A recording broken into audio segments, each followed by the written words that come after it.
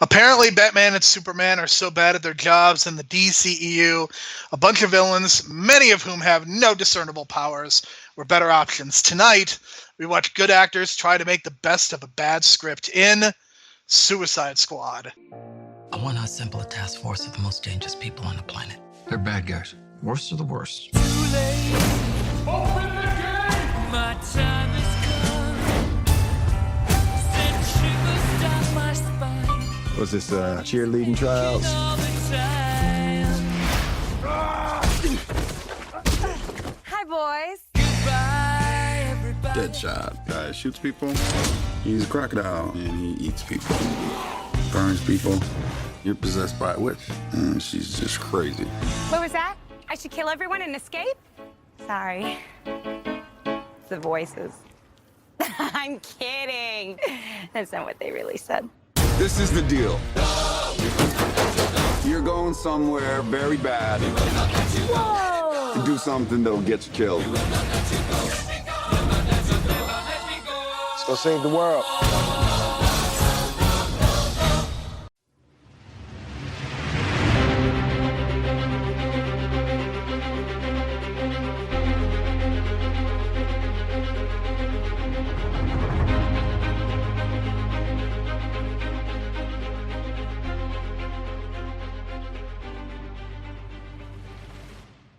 This is the Superhero Pantheon. On this podcast, we take one superhero film a week and decide whether it should be in the Pantheon, the pile of shame, or somewhere in between.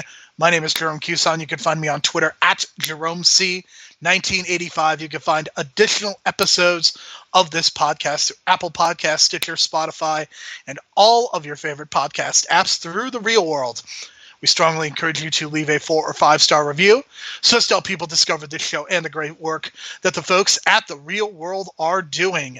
If you would like to interact with us or send feedback, you could do so in 2 ways. First, send an email to superheropantheon@gmail.com. Second, find us on Twitter at Hero Pantheon. My co-host for this week and every week will be Brian DeBrain. He can be found on Twitter at Brian DeBrain. And Brian, this week we are reviewing a movie that had a really amazing trailer. It was really financially successful at the box office. But in the 3 years since this has come out, history has not been kind to Suicide Squad. Yeah, I haven't seen it since the theaters, and watching it again, it's just kind of like, wow, I blocked a lot of this out of my head, and probably for good reason. God damn, Jared Leto was just not good at all. I thought he was, the first time around, I thought he was pretty decent. Second time around, I realized he pretty much missed the mark on his performance from top to bottom, and I know there's probably more Joker footage out there that he's pissed off that they never used for the movie, but we really don't need it because goddamn, like, he was pretty fucking horrible. And yeah, and I feel bad for the cast because there's a lot of good actors in this movie. It's just fundamentally, as a whole, this movie doesn't work as a movie, like, at all. There's too much to do for the characters to kind of to try to make you care for them by the end, that you need like a whole season of a show to kind of pull this off. And God, James Gunn, God bless you, man, because I have no faith in a sequel or a reboot or whatever the hell they're doing, and I would not just do a Suicide Squad movie at all, and like just skip over it and don't even do it because it doesn't work fundamentally as a movie at all. Well, I think part of the issue is they introduce these characters multiple times with needle drops to accompany, and there are multiple flashbacks involving Batman and the Flash. And there's a certain point, Brian, when I was wondering, is this the live action version of Almost Got Him? Because it certainly felt like that at times because Batman was in so many of those early sequences. You see, that's what's frustrating too, is like, I feel like there's missing movies that they were, I don't know, like there's a lot of plot line that we're supposed to just catch up on and they're catching us up on these characters, and I feel like that was just missed opportunity to give us, like, just give us a fucking Batman movie with Deadshot, right? That's a whole movie right there in itself, and you're just kind of just glossing over it and fucking just throwing up this backstory when we can get this whole movie between Will Smith and Ben Affleck that you just threw to the side to make this movie. It's just frustrating. Just like Ben Affleck and Will Smith had the opportunity to do something in Jersey Girl as well, and they threw that all away too, right? Yeah, that was like a 2 minute sequence where you could have had Will Smith in the whole movie as well. It's just mind boggling that you could have had a whole movie between those two to draw, and yet you chose this route instead. It's just so frustrating, right? And the fact that you even had like a Joker Harley Quinn background with Batman again, that's a whole movie in itself right there, and they just threw it all away. They threw about three good movies away in the beginning of this movie just to build up this movie. It's really weird, some of the decisions that they made. Okay, so let's talk about some of the notes associated with this movie. You mentioned some of the drop plot lines and so many things going on, which I think is a symptom of the DCEU in a lot of ways. But unfortunately, this is not the movie to solve that problem. There was a trailer that came out that everybody loved, and unfortunately, the tone of the movie did not match with the tone of the trailer. So there were some reshoots done, there was some editing done. David Ayer may or may not have had something to do with those edits, and he himself has talked about some of the problems associated with making this movie, including some of the more controversial supernatural aspects of the movie, which I think is the biggest thing that does not work about this movie. And he talked about the need to create something that was different and the need to create something that was original and perhaps even different from the MCU. And ultimately, I think the reason that does not work is that you ultimately get something that is so similar to the other DCEU movies in that the characters are very hateful towards each other. There's a lot of cynicism. It's very male gazy when it comes to the character of Harley Quinn. I think the portrayal of the Joker Harley Quinn relationship is borderline irresponsible. And I think the supernatural stuff in the end, I mean, the third act of this movie is a complete disaster because not only do you have a blue beam in the sky, but you also have very, very uncharacteristic moves by some of these people. And it just feels like the motivations are changing from moment to moment. And the Enchantress is just a really bad villain who... It looked like the Ghostbusters. Please tell me, and please agree with me, that this felt like the Ghostbusters at the end. At least the look of it. Oh yeah, that's immediately what I thought of. This is the end of Ghostbusters 1, straight up.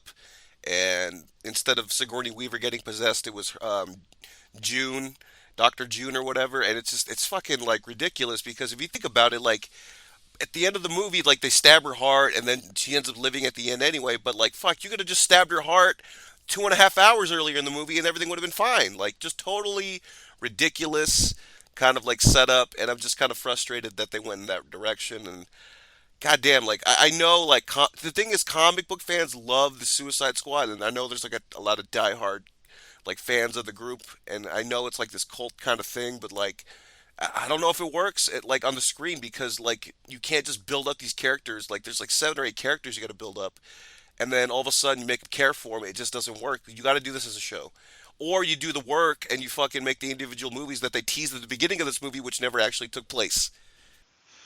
Right. I think that's the only way that you could do this. What you almost have to do is you have to make the Batman movie with Deadshot, and then Deadshot joins the Suicide Squad. Or you have to do the movie where Harley Quinn and the Joker kill Robin, which is something that is mentioned here.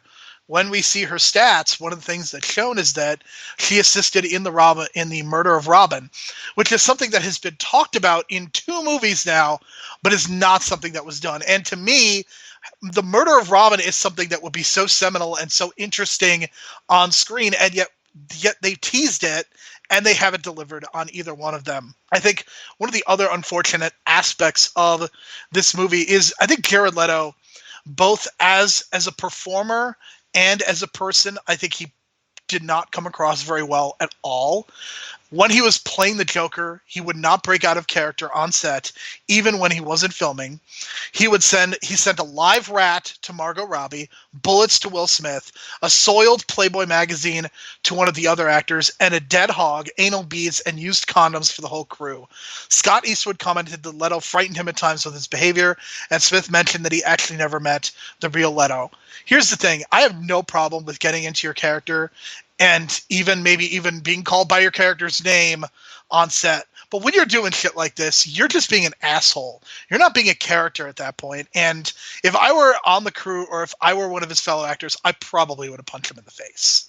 God, I didn't even know anything about that. I knew he was an asshole on set, and I knew that he had trouble with the director. But goddamn, that's yeah, just another frustrating aspect of this situation. And hey, man, you want him as as Morbius in the Spider Verse? Go ahead, but I don't think that's gonna work at all because That movie is going to bomb and bomb hard because here's the thing.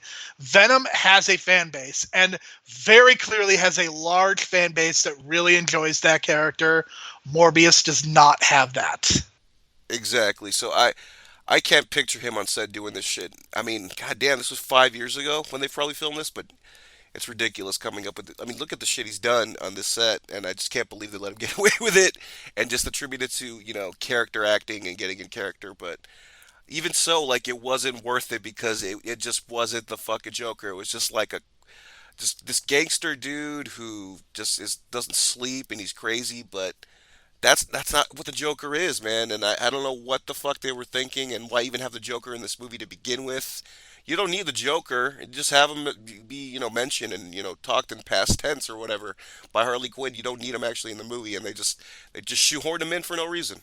Well, what you do is you either eliminate the Joker from this movie altogether or you make him the actual villain. I think those are your two choices. If he was the actual villain, as much as I don't like Jared Leto, I think the movie would have somehow been better, if that makes sense, because at least you wouldn't have had the supernatural stuff. You wouldn't have had all the random CGI creations. Basically, those are the only things that battled the Suicide Squad. And what you end up with is you get Jared Leto off to the side doing his own thing. And it basically feels like Jim Carrey doing an impression of Heath Ledger's Dark Knight performance. That is the best way that I can describe this, especially from the vocal patterns to the cadence. I've made fun of this many times, but the fact that he has damaged written on his forehead.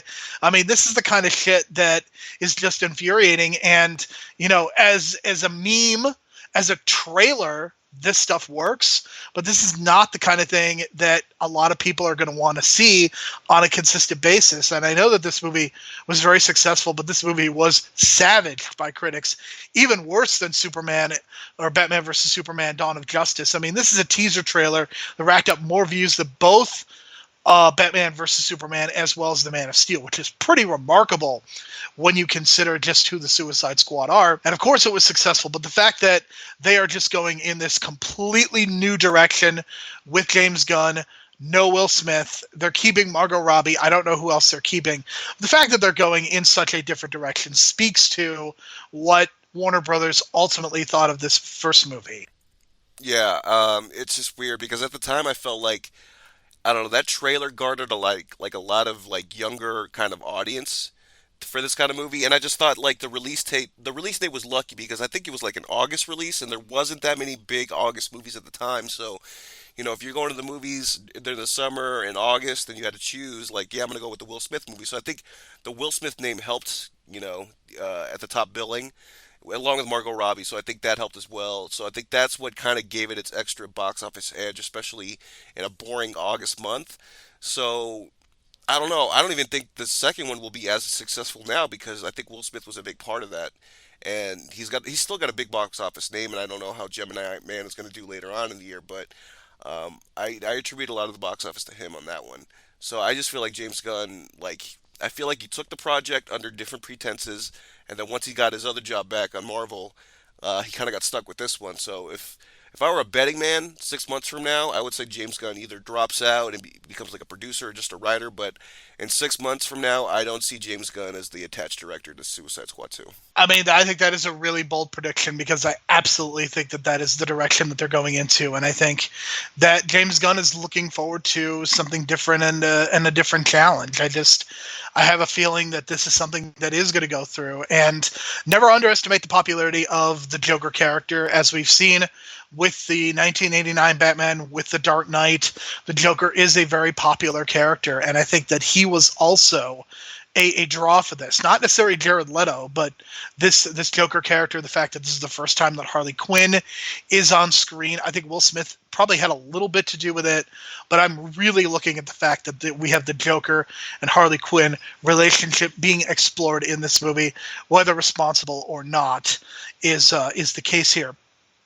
David Ayer is somebody who's directed a lot of Los Angeles police movies, as we've seen with End of Watch, and he's also written some, as he had a hand in both Training Day and also directed the Netflix movie Bright, which in a way is also hampered by some of the same issues as this movie, as they go into some very supernatural elements. I'll be honest, I am not necessarily a big fan of his writing or his direction here from a visual standpoint. I don't think that he is all that good, but I will point out that this is the first DC Extended Universe film to win an Academy Award. It did win for Best Makeup and Hairstyle Design. Best makeup for Croc, sure, I believe that, and then the makeup job on Harley Quinn. But the hair, is that because of the Enchantress's hair? Because that's just a bad hair day, for real. And Will Smith is bald, so who knows? I have no opinion on this category. I don't even know what else was nominated, and quite frankly, I did not look it up, but I just wanted to point that out, because the fact that it won an Academy Award means that I cannot give the legacy score 0. That's what it means. Well, that's just a preview of the scores to come. All right, let's get into the heroes. The heroes in this case are the villains, so everything's all jacked up in this movie. I think Will Smith and Margot Robbie try. I think they are both very charismatic performers who can make a lot work, but everybody else is pretty much useless. Jai Courtney is in this movie, and if Jai Courtney's in a movie, then that is not a good sign, although he's not terrible in this movie, but I think it's just, he and Sam Worthington are just two of those actors who, if they're in a movie, I'm going to be very much less excited for that. Ty Sheridan is very close to approaching that level for me as well. The Harley-Joker relationship is presented, I think it's something that I think the audience is meant to root for up until the very end, and it was just very confusing, and I don't think that they had a real clear idea of how to present this relationship, and this is why female screenwriters and female directors are so desperately needed, so that you can get a woman's perspective on this. The good news is that when Batman is presented, he is not branding people this time, so that's a good sign. There are multiple characters that have zero purpose, including one character who has his head blown off out of nowhere. There's some major stereotyping going on with El Diablo, Killer Croc, and Boomerang, even though I think the visual aspects of those characters I don't think are the worst. Then there's the Enchantress, who is kind of both a hero and a villain, and there is a character, and I get this might be based off the comic book, but there is a character named Rick fucking Flag. Yeah, where do we begin here? I mean, yeah, Will Smith he's decent enough to pass, like, to get you through the movie. Margot Robbie, same thing. That Joker relationship, God, I don't know, man. I mean, the whole point of their relationship is supposed to be twisted and dark anyway, but they just made it seem like she's just so desperately in love with him for no reason at all. Like, you don't get this. Like, they show you flashbacks, but they just give you no reason at all as to why she even falls in love with him. So it's just like, okay, she's crazy in love and does all these crazy things, and no explanation as to why she was such a smart and bright person before meeting the Joker that all of a sudden meeting the Joker just completely changes her mindset. Like, there's something there, and there's like a lack of storytelling element there that just gets frustrating. In that situation, you are almost better off not telling the story, because anything that you do is either going to not be enough or it's going to make no sense. It's better off to just have the relationship as is, maybe mention that she was a doctor, and then just leave it as is. Exactly. Like, that's what I was thinking too, because, like, what's the point of all this background if it's just like it's just gonna frustrate the audience and confuse them and not give them enough? You know what I mean? Like, just cut the Joker completely from this, because it was just too distracting. Because it's like we have the Joker, we're getting to know this new Joker, but for what reason? All just to rescue Harley Quinn at the end of the movie and then go off. I don't know. It didn't fit. Diablo's okay. Like, that was a good performance. By that actor, but again, just a little too, like you said, a little too on the nose with the stereotyping there. And then Killer Croc, I don't know, man. He's just background. He hardly talks at all. The only reason he's there is just to swim at the end and help with the bomb, and that's it. That's the only reason he's there. So it's like some of these characters are just there for like background purposes and to use them one time. What's her name? The Katana character. I forget her name, but like she's pointless too. Like, there's just so many pointless characters in the background that you even forget that there's like soldiers in the background there that are there too throughout the whole movie that are just not even mentioned and just in the background. Like, there's just too many fucking characters. So like it's just frustrating. And the Enchantress is I don't even count her as she's the villain of the movie, but I guess Dr. June is like a hero, but I don't know. Do we count Viola? Viola Davis as Amanda Waller. We will count her as a villain, I guess? Question mark? Because she's basically the villain. I don't even know. This is why this movie probably shouldn't have been made. I am giving this a 1. I'm gonna give it a 4 just because Margot Robbie and Will Smith did a decent enough job to get the casual audience through it. And by the end of the movie, like I thought Will Smith was like really trying really hard on his performance. Same thing with Margot Robbie, so I can't like deny that.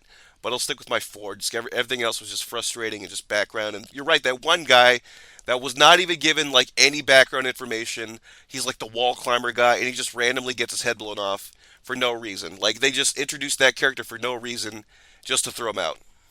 The one indigenous character in this movie, the one of the few times you get an indigenous character in any movie, and that's what they do to him. I mean, what, like, I don't get it. I mean, that's almost as bad as hashtag Fairy Lives Matter from Bright.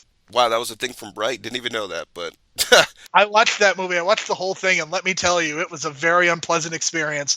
Almost as unpleasant as this. The villains, I like Viola Davis a lot. If you've never seen the movie Widows, go out of your way to see it. It's probably one of my favorite movies from last year, and like nobody saw it. Unfortunately, they give her nothing to do here. She is nonsensical. I think she does what she can. That scene where she just literally shoots all of those people and nothing results from it, it was so inexplicable to me. The ending when she tells the Suicide Squad that the only thing that they get is 10 years off their sentence. I don't understand this character. And Amanda Waller is such an important character in the history of the DCEU. And as far as connective tissue, I think that is what makes her so important, because she connects the heroes to the villains. She can be someone involved with the Justice League. She is not Nick Fury, but I think for the purposes of this universe, that is her purpose. And you get Viola Davis, and this is what you give her to do. It's disgraceful. I don't like the Joker in this movie. I think Jared Leto is really terrible. And then there are the CGI monsters, and they're useless. I don't even know. I have a different score written out, but I'm also giving the villains a 1 here, because as much as I like Viola Davis as a performer, I don't even think she's that good in this movie. And it's weird because she has a ton of charisma. Even if you watch How to Get Away with Murder, which is not a great show, but even in that TV show, you see a lot with that character, and you see a lot of her performance, and Viola Davis is just not engaged in this movie at all. And I really don't like Jared Leto, so I'm giving this a 1. it's so weird because going into this podcast, before we even recorded, I thought the villain of this movie was the Enchantress the whole time. It goes to show you that I was confused as to who the fucking villain of this movie was before this podcast even recorded. And now in the middle... Well, the Enchantress is a villain. See, I thought she was the villain, because she's the one that got the blue beam in the sky, and she's doing the whole, Sigourney Weaver thing at the end of Ghostbusters, and Zool and all that shit. And, like, she was the main... I don't know. I guess if you're telling me now that Amanda Waller was the villain, that changes my whole perspective on the fucking movie, because I thought straight up that, the Enchantress is the villain, and she's just gonna do the thing, and the alien invasion or whatever, and try to take over the world. So, now I think you just dropped my score even further. I was going to give a 3. I'm going to give it 2 now, because I'm still confused as to, I guess, to who the villain of this movie is. Because, like, fuck, I thought it was just the Enchantress and her brother. But I guess if you throw Amanda Waller in there... But then how would you classify Amanda Waller? What do you put her as, a hero or a villain? I thought she was a technical hero because I thought she was trying to do the right thing, but kind of fucked up. But now the way you portray it is like, I guess she is the villain because she set the... I mean, she's literally the one who set this entire plot in motion. They don't need the Suicide Squad unless Amanda Waller herself messes up, which she does multiple times. Yeah, I guess she is the villain, so I'm going to go with it too. Because, like, goddamn, that just changed my whole perspective on the movie, this discussion. Because going in, I really thought, okay, it's just they fuck up and Enchantress is tricking them and she really is the villain. And that's what it is. But I guess Amanda Waller is the fucking villain of this movie.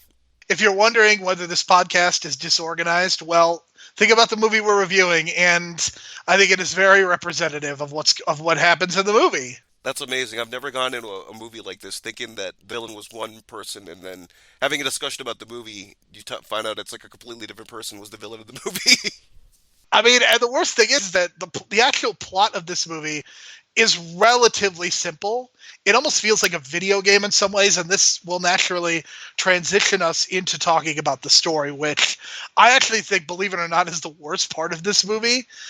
The characters literally get introduced multiple times, and I think they're going for this James Gunn suicide or James Gunn Guardians of the Galaxy type thing, and I don't think it works. The mission ultimately is to take out the Enchantress and her brother and their CGI creations, and ultimately they don't really mean a whole lot.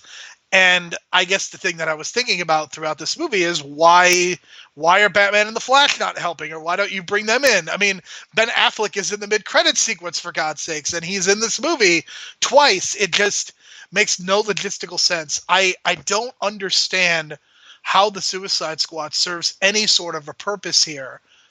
Guardians of the Galaxy, I can justify their purpose in that universe because it is a literal universe. It is not just Earth. Guardians of the Galaxy serve a very specific purpose because they're going around space. In this case, it's Earthbound. We have established that Batman and the Flash and Wonder Woman and Aquaman are a thing. It makes no sense. The premise of this movie is so inherently flawed. And the other thing is that what is Harley Quinn's purpose? She has no powers. Yes, she's very dangerous, but she has a baseball bat. And yet Margot Robbie as Harley Quinn ultimately proves to be an important character and one of the main reasons that the villain gets defeated. And it's bizarre to me because she is clearly the least powerful of any of the other people. El Diablo is by far the most powerful, and he gets one scene where he burns somebody, or two scenes. Yeah, it's weird because I know like a lot of the fans of the comic are gonna get frustrated right now because they feel like that the team works, but it probably just works in the comic. Here in the movie, it just feels like there's no reason to have a Suicide Squad at all. Like, yeah, just how come Batman like jumped to Metropolis in the middle of that whole debacle with like Superman and Zod, right? And he took a fucking plane over there to try to help.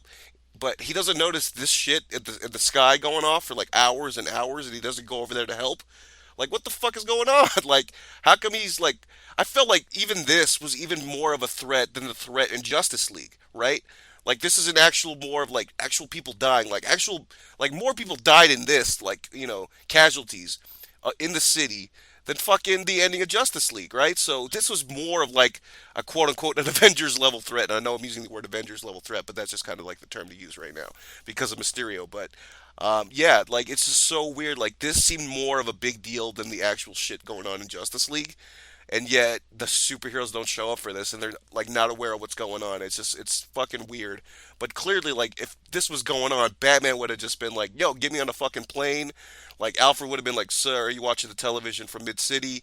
Blah blah blah, and it's just frustrating. It's like there's no reason to have a Suicide Squad at all. Just fucking send Batman, and you got information on all these other fucking metas that are actual like non-criminals. So what the fuck are you doing like putting a team together?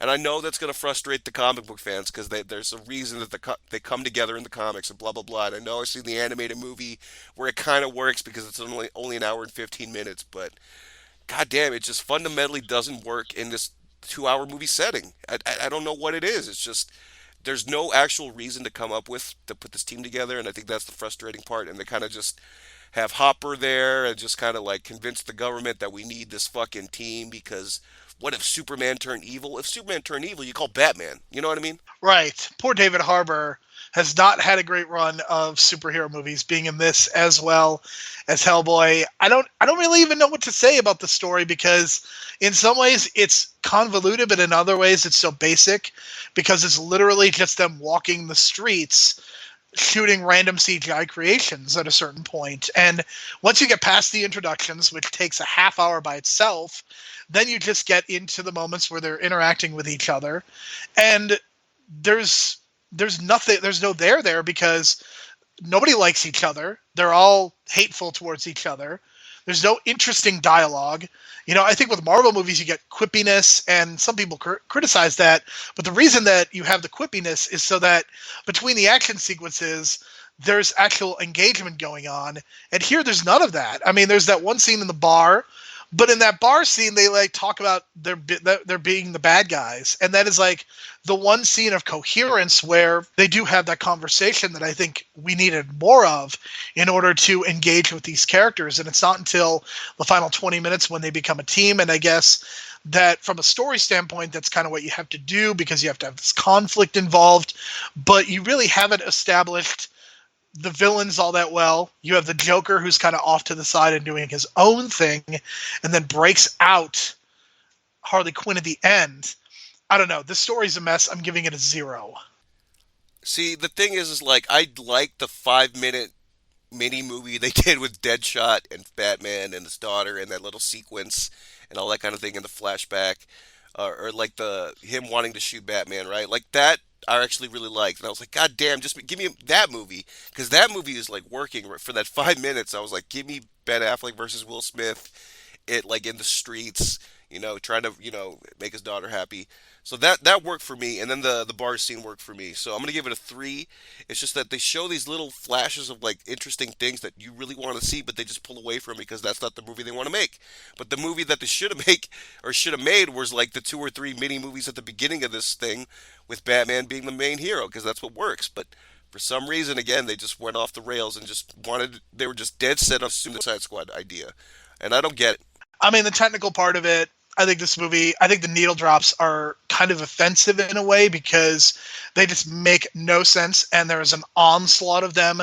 Some of the songs are really a cliche at this point to even be using, and for all those reasons, I think the score of this movie just doesn't work. And I think this movie is actually visually darker than Zack Snyder's movie, and there is almost no visual panache to any of it. And the way I describe the music is that it's set on iPod Shuffle, which some of you may not even get if you don't have iPods, or maybe you could just use your phones. But I'm giving this a 2. See, this is probably going to be our biggest discrepancy score because I'm going to be fair about this. Like, I enjoyed the opening where they're doing the background and they're doing like the flashy text font, and I like the actual credits and like the way it looks, and I like the colors at the beginning. But like the third act where they're just with the blue beam in the sky and all that shit and the Ghostbuster shit going on, that's what really kind of takes it down for me. But I can't help but think of like the Killer Croc stuff looks really good for what it is and like what they did with that. And they did win an Oscar for makeup, so it's just you can't really deny that.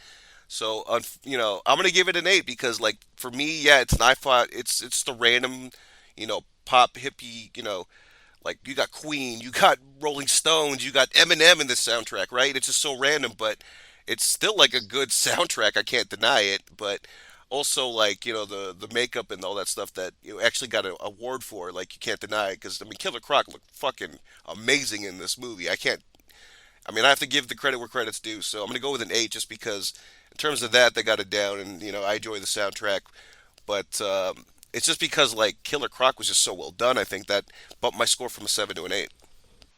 I also think the editing of this movie is a complete disaster. That's another reason that I'm giving this a 2, because there are definitely entire plot lines that have either been gotten rid of or eliminated. And I don't mind the text at the beginning and some of their quote-unquote accomplishments, but I wish that that's something that they had done in the first 5 minutes of the movie and didn't have to do the scenes with Will Smith and Margot Robbie first and then introduce them again, and then it's like 2 or 3 times that they do it. So I think that also has a dramatic effect on my technical score.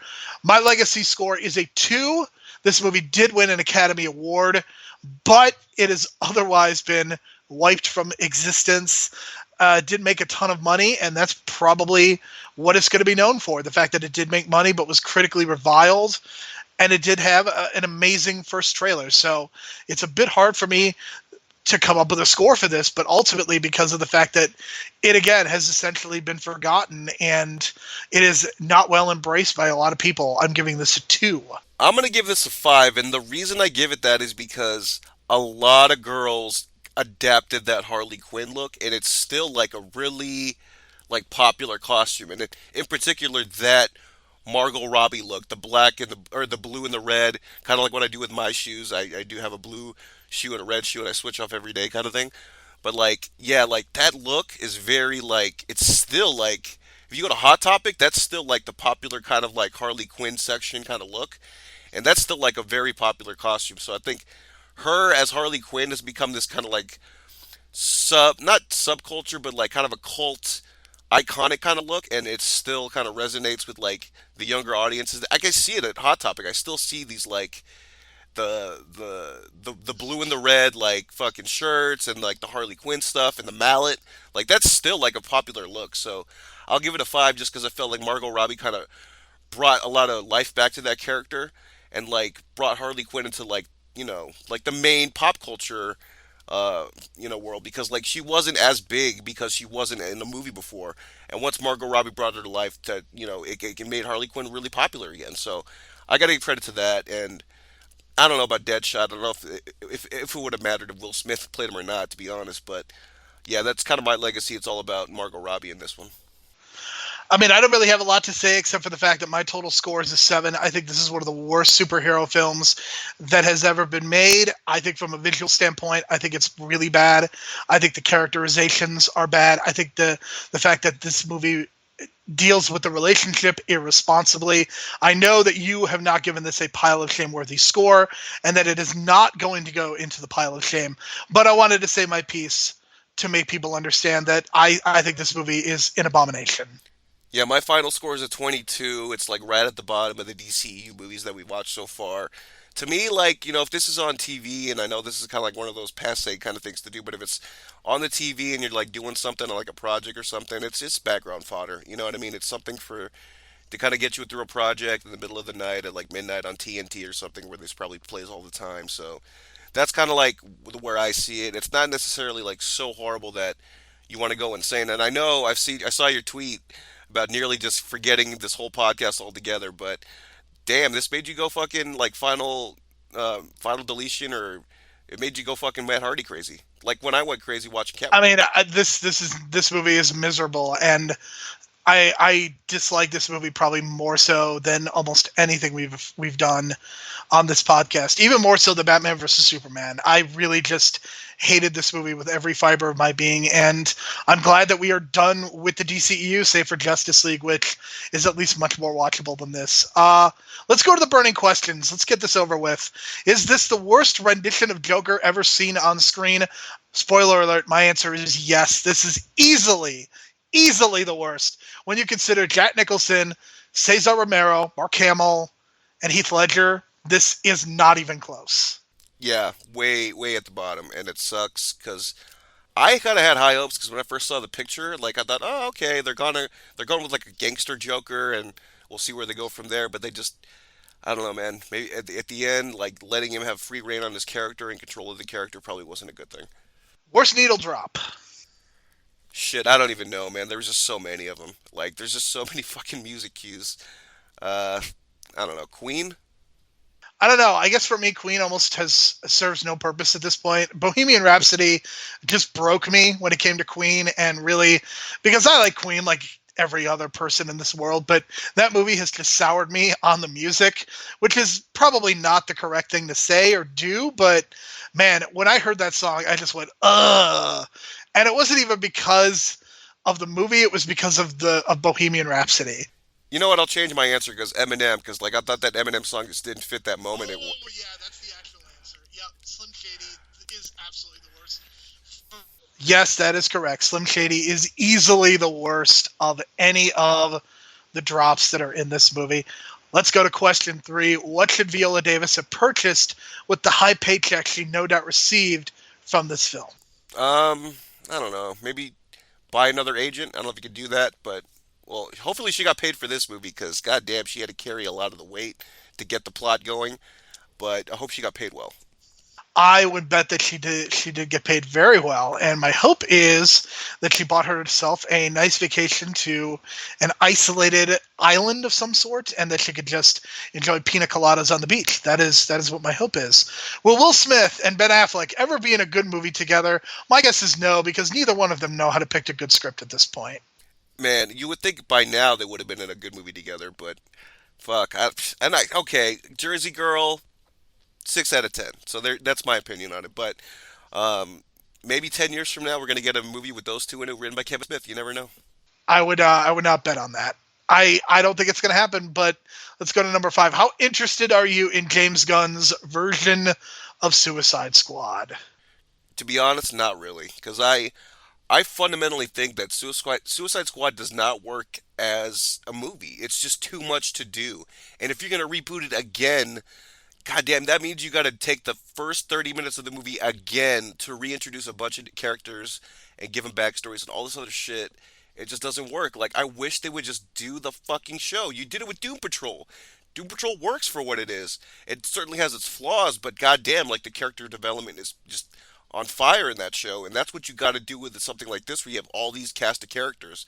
You can't just throw a 30-minute opening first act together and just try to do origin stories the whole 30 minutes, because it's not going to work. It's just too much, especially with 7 or 8 of them.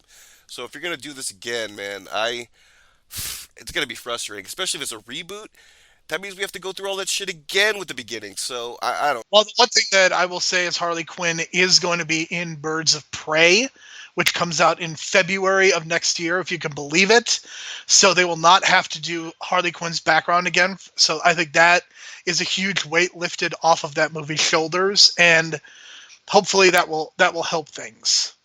I don't know, man. I'm not excited at all. I know some friends of mine give me heat for that, because they're big time like Suicide Squad like comic marks, and that's the frustrating thing too, because I feel bad that we're burying this, because I know there are fans out there of the comic, but I know the storyline of the comic just works better, obviously, but as a movie, it's too much. You can't do it, because something like Suicide Squad, yeah, it's what, a 6-issue arc? Yeah, that works, because you can take a lot of time to tell that story. 2 hours, you just can't. It's going to be very difficult. James Gunn is the only director that I would be interested in seeing his version of Suicide Squad, because even though there are some differences, I think from a tonal standpoint, I think this and Guardians of the Galaxy are similar. I think Margot Robbie is the right person to have in the lead role, which presumably that's what's going to happen. My interest level is probably at a 5 or 6, but James Gunn is literally the only person that could get me to be excited for this version. All right, Brian, we have survived our Suicide Squad episode, and next week we are going to review a movie, The Justice League, which, let me say, is still not great, but at least in my opinion, is at least much more palpable than anything we've watched previously. And it'll be fine. We're going to survive, just like we survived this podcast. Hey, man, I like the Flash in that, so at least I get to see Ezra Miller be like this sort of on the spectrum kind of Flash that I really enjoy. So. All right.